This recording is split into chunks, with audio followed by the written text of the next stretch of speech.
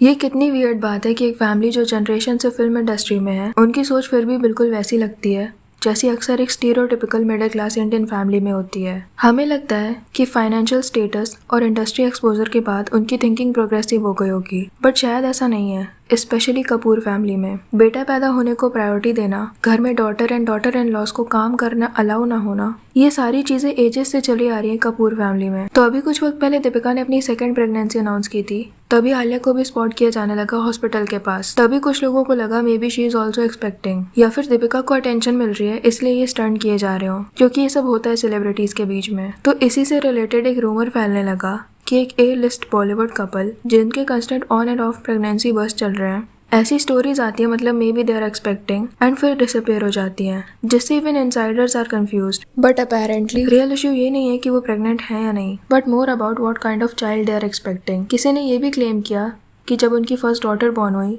तब father was not happy as happy at it appeared in public, and ये mindset इनकी family में काफी टाइम से चलता आ रहा है। एंड फादर भी ऐसे सिमिलर जेंडर बाइस एक्सपेक्टेशन वाले माहौल में पले बड़े हैं। सो तब से ये बातें चल रही हैं कि इनका सेकंड बेबी स्पेसिफिकली ऐसे प्लान किया जा रहा है कि बॉय ही हो, जिसके लिए फ्रीक्वेंट मेडिकल कंसल्टेशंस ली जा रही हैं। इसलिए अभी तक कोई प्रेगनेंसी अनाउंस नहीं की गई पब्लिकली। कुछ रिपोर्ट्स के हिसाब से आईवीएफ का भी सहारा लिया जा रहा है ताकि रिजल्ट उनके फेवर में आए एंड पब्लिकली इसे नॉर्मल प्रेगनेंसी की तरह दिखाया जा सके। आयरॉनिक थिंग इज कि फैमिली खुद को बहुत ही प्रोग्रेसिव पोर्ट्रे करती है, while reality might be different. Actress का ओपिनियन नहीं पता है कि वो क्या सोचती है इस बारे में, but she seems to be going along with it. Now clearly पता चल रहा है कि रणवीर एंड आलिया के बारे में बात हो रही है, एंड ये काफी बड़ा क्लेम है एंड नो वन नोज कि ये कितना सच है या फिर नहीं। बट इस फैमिली में पहले ये सोच काफी नॉर्मल थी, इतनी कि ये लोग पब्लिकली एक्सेप्ट भी करते थे। जैसे ऋषि कपूर ने खुद अपनी ऑटोबायोग्राफी खुल्लम खुल्ला में लिखा है कि जब उनकी डॉटर रिधिमा हुई थी 1980 में, तब वो और उनकी वाइफ नीतू खुश थे, डिसअपॉइंटेड नहीं थे कि उनकी बेटी हुई है।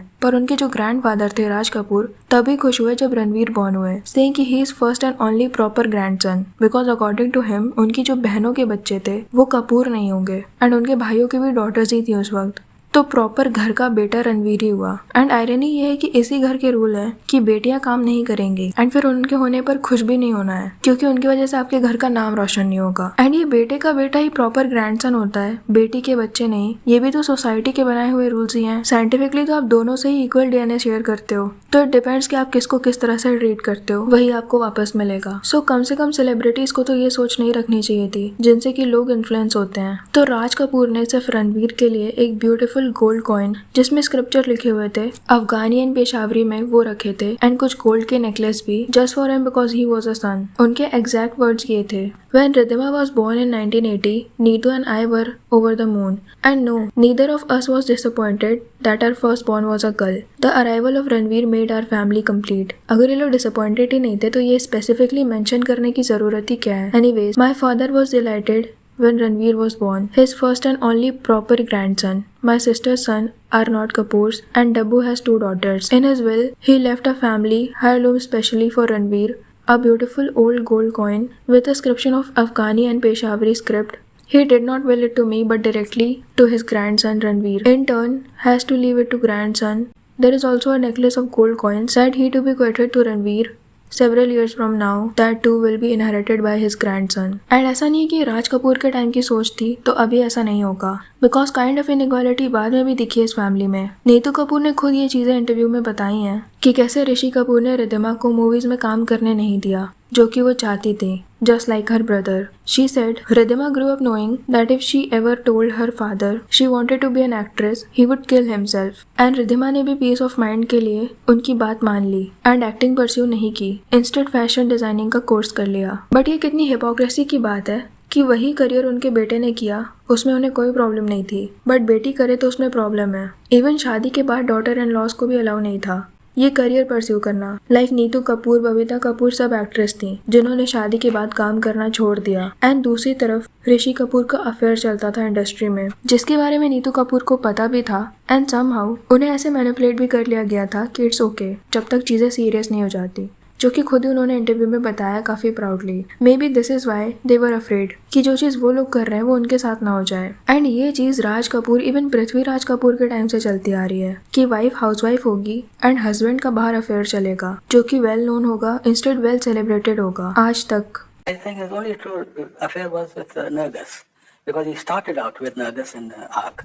हो जाता है, धंधा ऐसा है, बिजनेस ऐसा है। ये बेटे अपने काम के जरिए चीजें हो जाती है, मोहब्बत हो जाती है। पत्नी मेरी शक्ति है और मेरी हीरोइन मेरी स्फूर्ति। I don't think there has been a more iconic love in cinema. So this is really strange कि क्या ही सोच होती है इन लोगों की ऐसे थॉट के पीछे। अगर इतने ही ज्यादा ओपन माइंडेड हैं ये लोग तो एटलीस्ट हिपोक्रेट तो ना हो कि एक जेंडर को काम करना भी अलाउ नहीं है एंड दूसरे का अफेयर ग्लोरीफाई किया जाएगा इतने सालों तक। एंड ये जो बिना रीजन के रिस्ट्रिक्शंस होते हैं ये मान तो लिए जाते हैं ताकि कलेश ना हो इन चीजों की वजह से, पर इसका मतलब ये नहीं है कि वो इंसान उस चीज की रिस्पेक्ट करने लगेगा। जैसे रिधिमा ने जब तक उनके डैड थे मूवीज नहीं की, पर उनकी डेथ के बाद जब उनको अपॉर्चुनिटी मिली तो उन्होंने करा बिकॉज वो हमेशा से यही चाहती थी। मतलब उन्हें हमेशा से पता था कि इसमें कुछ गलत नहीं है, बल्कि अगर उन्होंने भी यंग एज में शुरू कर दिया होता जैसे कि उनके भाई ने किया था तो शायद अब तक वो काफी सक्सेसफुल हो जाती। एंड अब नीतू कपूर भी उन्हें सपोर्ट कर रही हैं जो शायद उस वक्त उन्हें सपोर्ट नहीं कर पाई थी, बिकॉज इवन रणवीर ने शेयर किया था कि ऋषि कपूर काफी टॉक्सिक थे। I was more obsessed with him.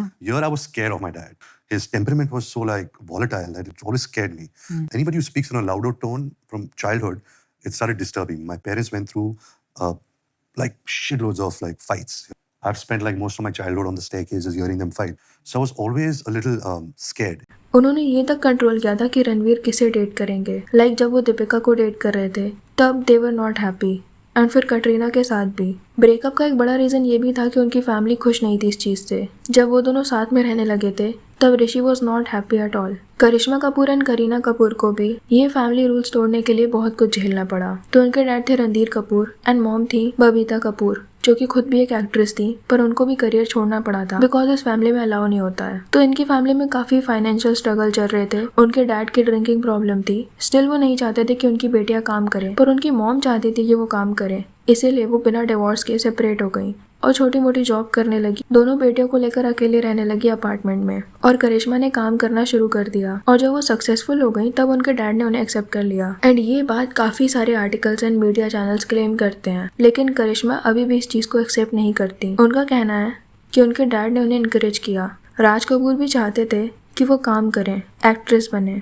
उनके पैदा होते हुए उन्होंने कहा था कि वो बहुत बड़ी एक्ट्रेस बनेंगी। एंड रणधीर कपूर उनके डैड ने भी बाद में ये बोल दिया कि जो सेपरेशन हुआ था वो इसलिए नहीं हुआ था बल्कि उनकी ड्रिंकिंग प्रॉब्लम की वजह से हुआ था। बट ये बात उतनी कन्विंसिंग नहीं लगती कि इनकी फैमिली उतनी ओपन माइंडेड थी कभी। बट नाउ एटलीस्ट ये वाली सोच जा चुकी है इस फैमिली से कि डॉटर्स या फिर डॉटर इन लॉस काम नहीं करेंगी शादी के बाद। Still dominating kind of nature अभी भी दिखता है। दे स्टिल मेक श्योर कि उनके जैसे इन्फ्लुएंशियल फैमिली से ही शादी हो, and instead of Katrina Deepika Alia जैसी डॉटर इन लॉ हो जो काइंड ऑफ ग्रेटफुल हो और उसके लिए फ्लेक्स हो इस फैमिली में शादी होना, जो कि दिखता है आलिया की बातों में। बाय द वे क्या लगता है आपको इस बारे में कमेंट सेक्शन में जरूर बताना। वीडियो पसंद आया तो लाइक कर देना और ऐसी और वीडियोस के लिए विचार को सब्सक्राइब कर देना।